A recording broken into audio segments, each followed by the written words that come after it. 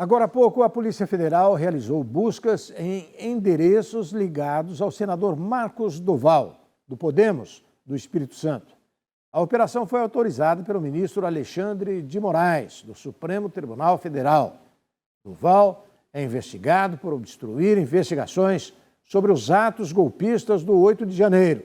A assessoria do senador disse que ele não vai comentar a operação.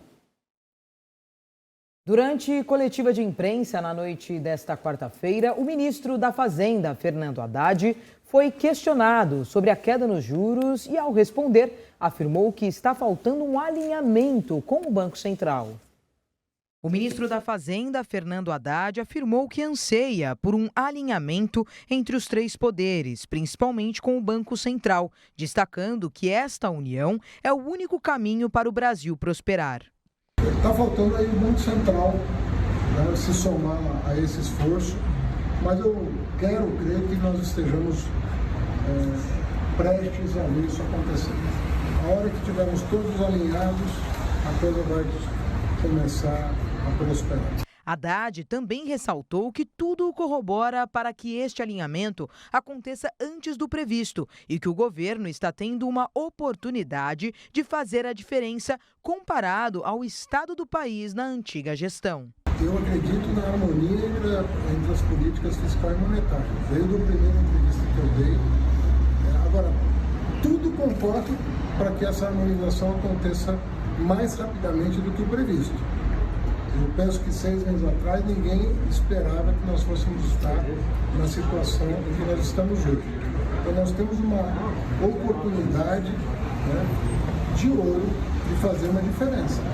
Haddad também ressaltou que pretende trabalhar para que o país retome o grau de investimento. Segundo ele, é um absurdo a economia do país estar em patamar especulativo. Para o ministro, é necessário focar em trabalhar para atrair mais investimentos. Ele alertou que tem ciência que esse retorno financeiro pode levar alguns anos, mas que será uma alta econômica inevitável se todos trabalharem juntos. Ele ainda destacou que hoje o Brasil tem grande necessidade de crescer economicamente para voltar a ficar competitivo no mercado e, assim, melhorar a vida de todos. O Brasil precisa voltar a crescer. Não tem outra alternativa. Não há solução para esse país do tamanho que ele tem sem crescimento. O senador Omar Aziz, do PSD do Amazonas e também relator do Marco Fiscal, confirmou hoje que vai retirar do texto o Fundo Constitucional do Distrito Federal e o Fundeb. Depois de uma reunião com os ministros Fernando Haddad da Fazenda e Simone Tebet, do Planejamento e Orçamento, o senador e relator do Marco Fiscal, Omar Aziz, falou com jornalistas no Senado. A questão do Fundo Constitucional, eu já tinha me posicionado, eu vou retirar do arcabouço, meu relatório vai retirar o Fundo Constitucional de Brasília do arcabouço. A questão do Fundeb também, estou analisando bem. Não, eu vou manter o que o governo mandou originalmente. Quando o governo mandou originalmente, não estava o Fundo Constitucional no arcabouço. Eu só vou voltar ao que o governo já tinha proposto. Ele afirmou que já conversou com o presidente da Câmara, Arthur Lira. Sobre a questão do Fundo Constitucional, a análise que a Câmara faz é da perda em 10 anos de 1.700 bilhão. Seria em torno de 100, 150 milhões ano. E no Senado nós temos um número um pouco maior do que isso, essa análise nossa.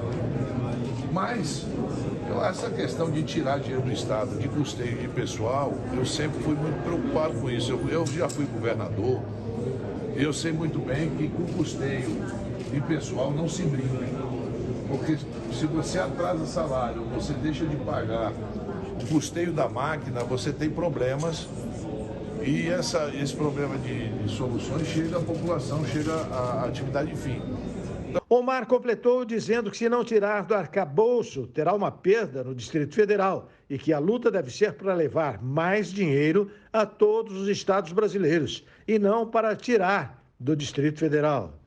Então, por isso a razão de eu retirar do arcabouço e manter o projeto original que não estava no que foi aprovado pela Câmara. Isso eu conversei com o presidente Lira. O presidente Lira disse, olha, Omar, se tiver esses números que você está me dizendo, não tem problema nenhum. Em relação ao Fundeb, ele também quer ver os números. Há uma divergência muito grande em relação. O Ministério da Fazenda apresentou um novo marco fiscal que substitui o teto de gastos como principal âncora das contas públicas do governo federal, em abril deste ano. O projeto determina que as despesas da União poderão crescer até 70% do aumento registrados nas receitas recorrentes. A medida foca na sustentabilidade da trajetória da dívida pública e limita os pontos máximos e mínimos para a variação dos gastos do governo federal. Presidente do Progressistas e ex-ministro da Casa Civil no governo Bolsonaro, Ciro Nogueira, critica a atuação de Lula no Congresso e vê o governador de São Paulo, Tarcísio de Freitas, como um possível presidenciável. O senador pelo Piauí, Ciro Nogueira, presidente do PP e ex-ministro de Jair Bolsonaro, reconhece que uma parte do partido quer integrar a base de apoio do governo Lula.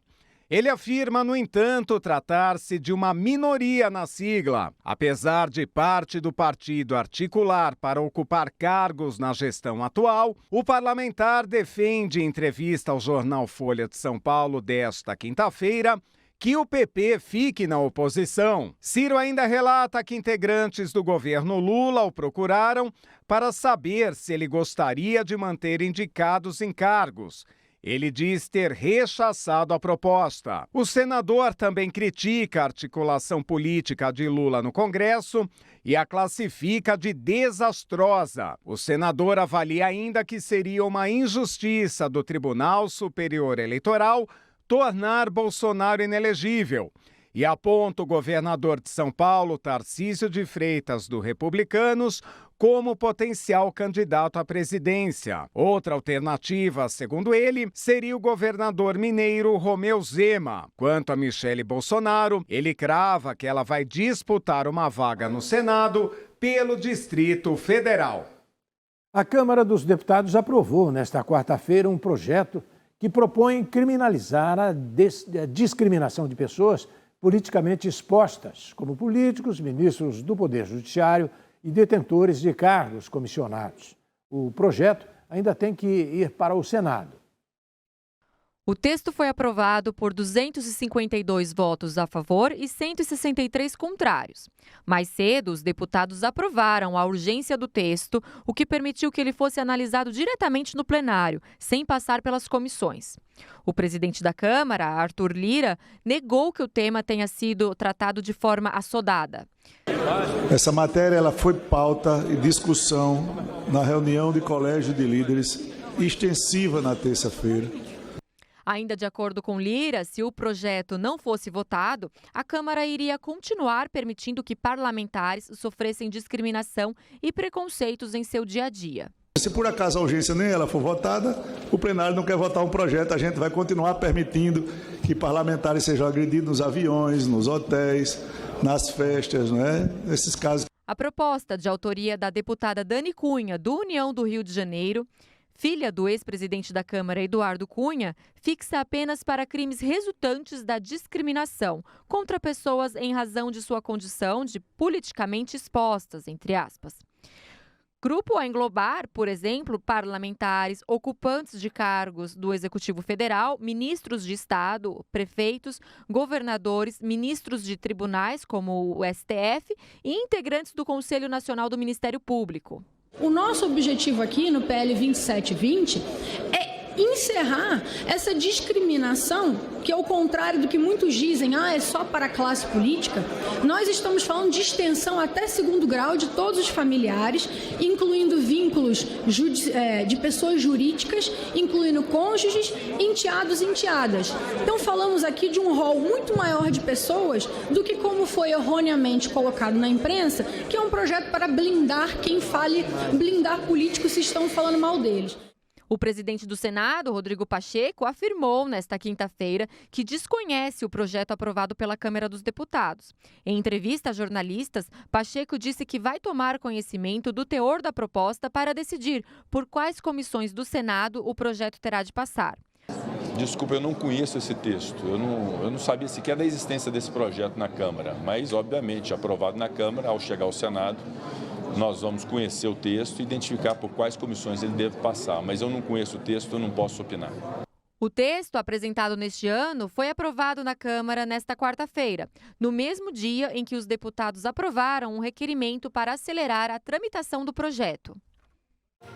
Em instantes, presidente Lula sanciona a nova Lei Geral do Esporte com punição para a violência nos estádios. E as novidades do ramo alimentício diretamente da maior feira do setor, a Fispal Food Service, que acontece nesta semana em São Paulo. Brasil News da Rede Brasil de Televisão volta daqui a pouquinho com essas e outras informações. Até já.